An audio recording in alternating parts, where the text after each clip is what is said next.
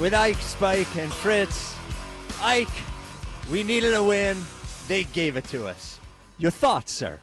Victory!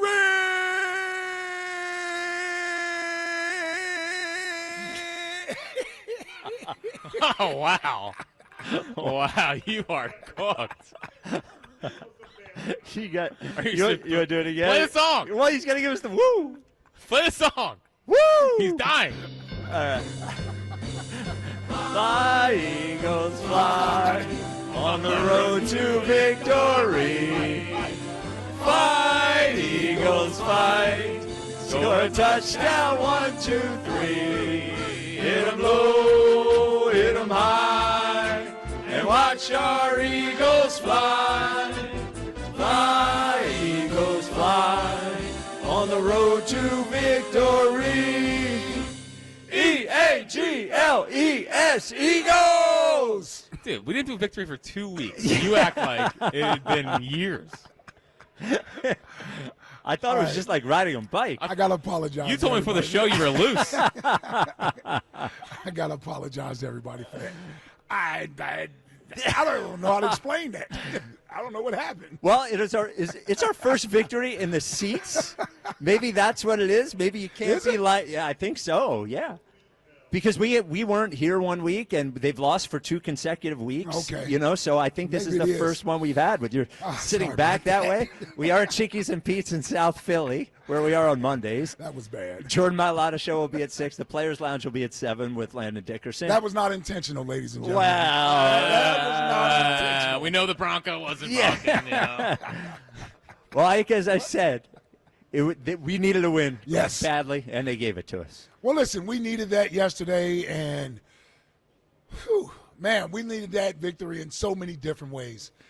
It wasn't a perfect game. There's obviously still some things they need to work through and get better at. I mean, we went through that period on offense for about a quarter and a half where we didn't get a whole lot done. You know, we got the pick 6 that put us up 14-3 or what have you, and then we didn't score again until the DeVonta deep pass in the second half. So there's obviously some things they still can get better at, but the thing I want to take away from the game yesterday is that the ability to make created explosive plays were there yesterday. And Jalen's accuracy and touch was much better yesterday. We've seen him miss on a couple of passes over the last couple of weeks that he'd like to have back, especially the one to DeVonta Thursday night versus the Giants. Sure, he wanted that back. Well, he got a chance with it yesterday. Cleaner pocket, made a great throw. DeVonta was able to run under it.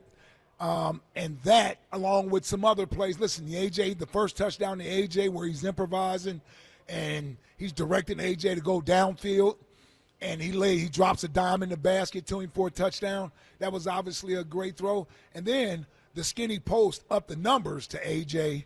for his second touchdown. That's the type of confident, anticipatory throw that a lot of people talk about Jalen needing to do a little bit more. I thought he showed that throughout the game yesterday. We need the running game to be better. But if I'm looking at this offense, right, and I'm saying to myself, we're struggling to run the ball, so we need our passing game to be more emphasized in the offense. We need explosive plays there.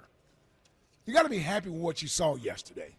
And it's been building a little bit each week, the last several weeks.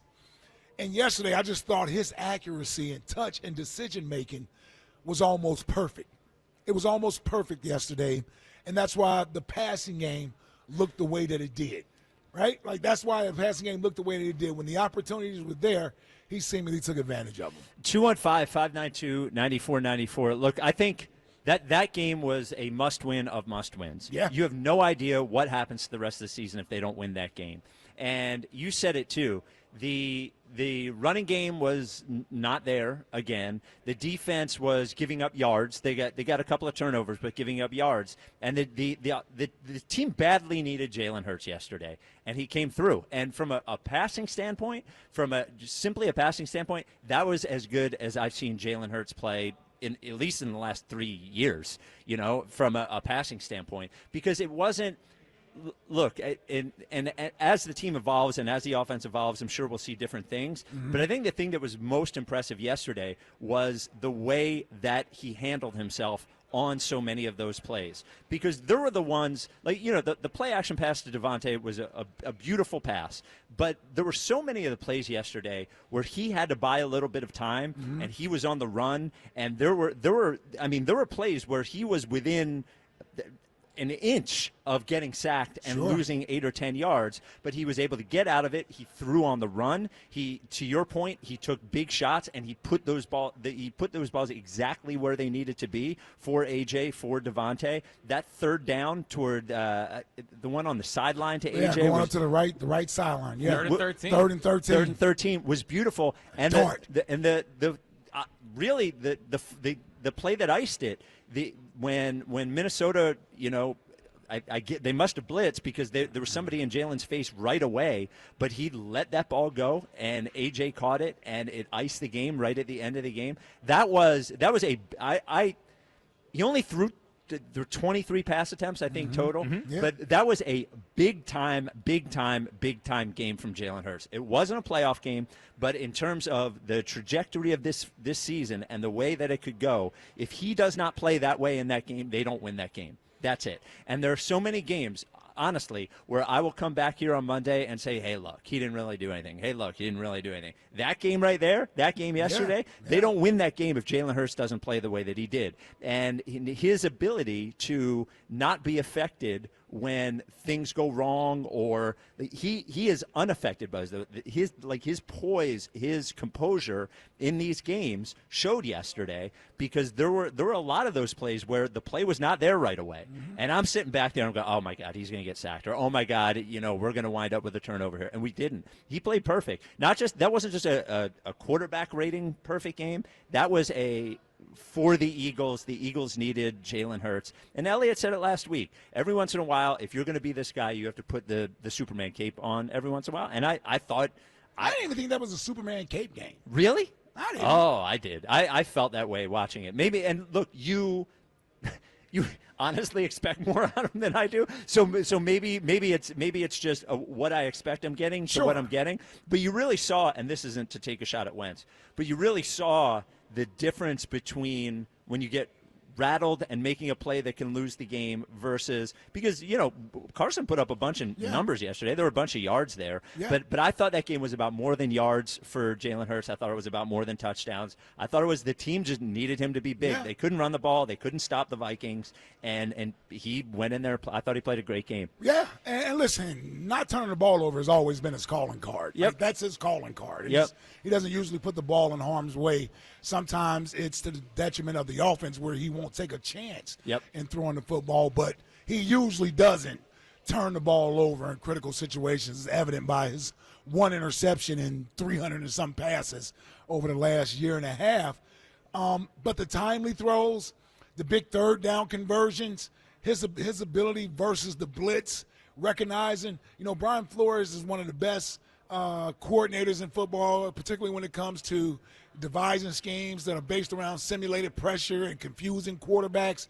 Well, Jalen, for the most part yesterday, was not confused. And when he did have to hang on to the football, he hung on to the football and didn't put the ball in harm's way. But I also want to give Kevin Patullo some credit, because everybody seemingly, when things aren't going well, they want to blame the offensive coordinator. I think you noticed some things differently about the offense yesterday. They came out committed to the run, even though it wasn't necessarily producing a ton of yards. I think 8 of the first 10 to 12 plays were runs. Well, and that's showing a commitment to the run. And that first drive, it was an 8-minute drive. That was probably their best drive of the season so far. And it was because they stayed committed to the run. They committed to the run. They also, Spike, because they stayed committed to the run, could get under center and play football from under center, play action passes. These are the things that we're talking about when we talk about things that need to be incorporated into the offense, and that Jalen has to be comfortable with these things. Yep. You got to get comfortable with the uncomfortable. So, if that means getting under center, running some play-action passes, things of that nature, guess what? It's going to help you out in the passing game. The middle of the field was open to him. I mean, my goodness. it's a Slim Reaper. Like Jalen's gonna get a lot of credit today, and he should. He's a quarterback. But the Slim Reaper was a monster yesterday. He's been a monster this season. Monster yesterday. Yep. Stepped up big time.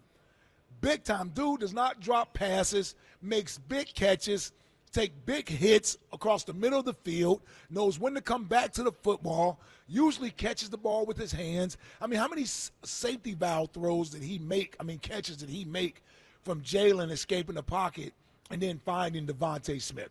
Did that several times yesterday. Just want to give Smitty some love, man. Oh, he was awesome yesterday. Awesome yesterday. Best day of his career. I mean, statistically, best day of his career. 189? Yes. 215-592-9494. That's what we're talking about. We're talking about the passing game. Yes. That's what we want to see. And it was only 23 passes. Nothing wrong with it. Yes. Yeah, pass the ball. I need to see it more. And this should. It's okay. 215-592-9494. One more point. We can't run the ball, Spike, this year. I'm sorry. Well, I've love Saquon. I don't know if it's him or the O-line. I just know we can't run the ball very well. A little bit of both. Yeah.